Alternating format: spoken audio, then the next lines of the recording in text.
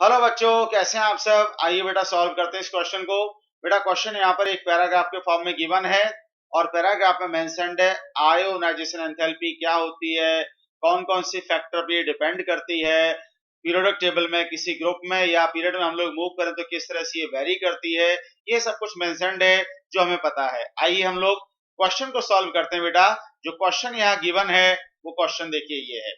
Question is compared to the second ionization energy IE2 of an atom. The third ionization energy is ionization energy का मतलब क्या है बेटा? कोई isolated gaseous atom है। Isolated मतलब अकेला, सिंगल। आइसोलेटेड और दूसरी बात गैसियस स्टेट में होना कंपलसरी है।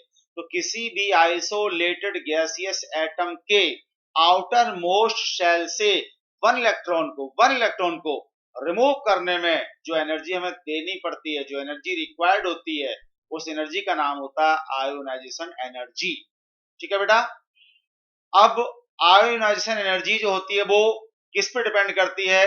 तो आयोनाइजेशन एनर्जी की वैल्यू जो होती है वो साइज के इनवर्सली प्रोपोर्शनल होती है।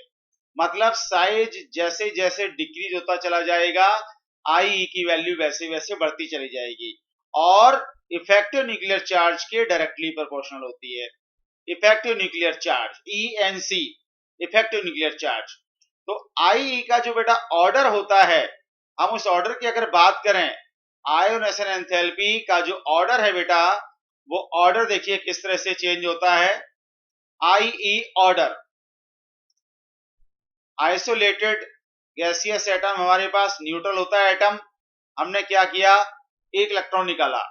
तो एक इलेक्ट्रॉन को निकालने में जो एनर्जी रिक्वायर्ड होगी उस एनर्जी का नाम होगा फर्स्ट आयोनाइजेशन एंथैल्पी या फर्स्ट आयोनाइजेशन एनर्जी।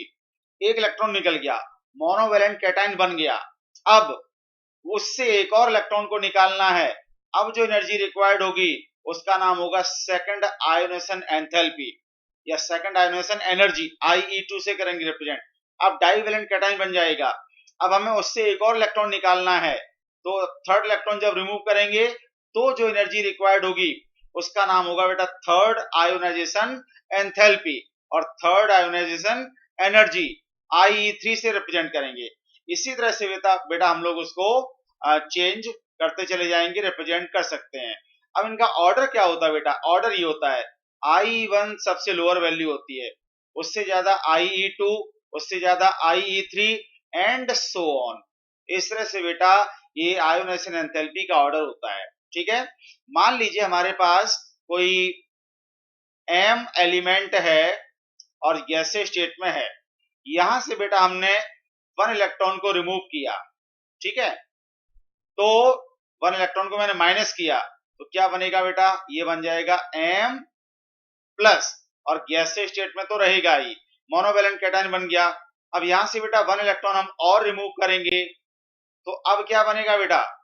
अब बन जाएगा ये M डाइवैलेंट कैटायन बन जाएगा गैसीय स्टेट में। यहां से बेटा अगर हम एक इलेक्ट्रॉन और रिमूव करें तो अब क्या बन जाएगा? ये अब बन जाएगा बेटा M try positive trivalent cation बन जाएगा गैसीय स्टेट में। अब देखो बेटा हमने इन इलेक्ट्रॉन्स को वन बाय वन करके रिमूव किया है। तो जब हमने इस गैसियस एटम से वन इलेक्ट्रॉन रिमूव किया, फर्स्ट इलेक्ट्रॉन को, तो जो बेटा एनर्जी रिक्वायर्ड होगी उसका नाम होगा IE1। इसको बोलेंगे IE1। मोनोवैलेंट कैटायन बना।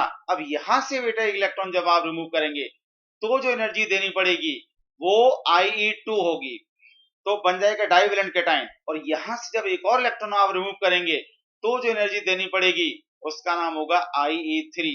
इसी तरह से बेटा ये नाम चलते चले जाएंगे। अब ध्यान दो, एटम न्यूट्रल था, क्यों? क्योंकि उसमें प्रोटॉन्स और इलेक्ट्रॉन्स की नंबर इक्वल थी। अब इलेक्ट्रॉन धीरे धीरे कम होते चले जा रहे हैं, प्रोटॉन्स की नंबर उतनी ही है।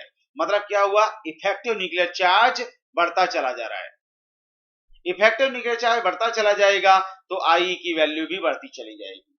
समझ गए? दूसरी बात, चार्ज न्यूक्लियर चार्ज बढ़ रहा है तो साइज में क्या होगा? कॉन्ट्रैक्शन होगा, मतलब साइज डिक्रीज होगा।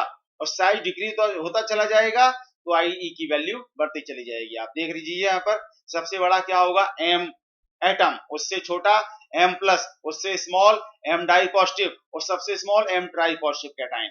तो इस तरह से बेटा आयोनेशन एंथैल्पी वेरी करती है। तो यहां देखिए क्वेश्चन फिर से एक बार, compared to the second ionization energy of an atom the third ionization energy is, second के कंपैरिजन में, ये सेकंड है तो सेकंड के कंपैरिजन में थर्ड की वैल्यू कम है या ज्यादा है? ऑप्शन देखिए, सेम है क्या? नो, सेम तो नहीं है। ग्रेटर है क्या? बिल्कुल है। थर्ड आई की वैल्यू सेकंड से ज्यादा है। स्मॉलर है क्या? नो। हाफ है क्या? नो। केवल, और आंसर क्या हुआ बेटा? Answer is only option B. So hope you understand. Thank you very much.